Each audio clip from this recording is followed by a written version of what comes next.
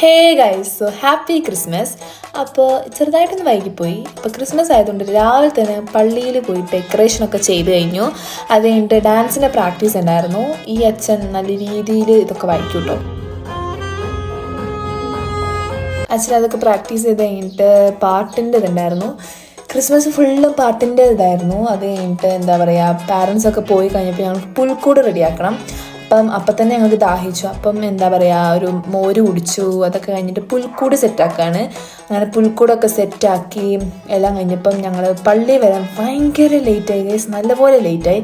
ഒരുങ്ങി ഓടി ചാടി വരികയായിരുന്നു. പിന്നെ അങ്ങനെ പ്രോഗ്രാമൊക്കെ സ്റ്റാർട്ടായിട്ടുണ്ട്. പിന്നെ എൻ്റെ അമ്മച്ചീൻ്റെയും ആൻറ്റീൻ്റെ ബർത്ത്ഡേ ആയതുകൊണ്ട് കേക്കൊക്കെ മുറിച്ച് ലഡുവൊക്കെ തന്ന അടിപൊളിയായിരുന്നു.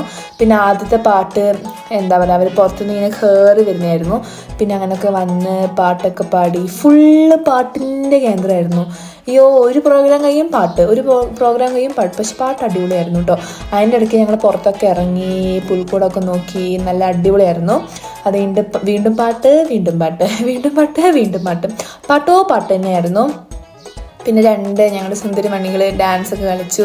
അതുകൊണ്ട് പിന്നെ അച്ഛൻ്റെ പരിപാടിയായിരുന്നു. അച്ഛൻ നല്ല രീതിയിലൊക്കെ വായിച്ച് അതുകൊണ്ട് ഞങ്ങൾ ഡാൻസ് പരിപാടി ഉണ്ടായിരുന്നു ഗെയ്സ്. ഞങ്ങൾ ഡാൻസൊക്കെ കളിച്ച് അത് കഴിഞ്ഞിട്ട് വീണ്ടും ഇവരുടെ പാട്ട് വന്നപ്പം ലാസ്റ്റ് സൈലന്റ് നൈറ്റും കൂടെ പാടി. അതാണ് അടിപൊളി. ലൈറ്റൊക്കെ ഓഫ് ചെയ്ത് ക്യാൻഡിൽ മാത്രം വെച്ചിട്ട് പാടുന്നതാണ് സൈലന്റ് നൈറ്റ്. എല്ലാവർക്കും അറിയാമെന്ന് വിചാരിക്കുന്നു. അത് കഴിഞ്ഞിട്ട് പൂത്തിരി എന്താ പറയുക, ഈ സംഭവത്തിൽ എനിക്കറിയില്ല കേട്ടോ. അതൊക്കെ കത്തിച്ച് അടിപൊളിയായിരുന്നു. പിന്നെ ക്രിസ്മസ് പാപ്പ റെഡി ആയിട്ടുണ്ട്. അപ്പം അങ്ങനെ ക്രിസ്മസ് പാപ്പൊക്കെ വെച്ച് അവസാനം ഒരു കരോൾ പോലെ ഞങ്ങൾ ഡാൻസൊക്കെ കളിച്ച് പാട്ടൊക്കെ പാടി ഡ്രമ്മൊക്കെ അടിച്ച് അടിപൊളിയായിരുന്നു ഗൈസ്.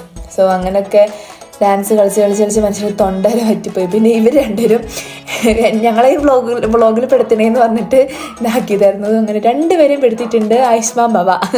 അങ്ങനെ രണ്ടുപേരിനെ വ്ളോഗിലാക്കിയിട്ടുണ്ട് ഗൈസ്. സോ ഇത്രയേ ഉള്ളൂ. So by.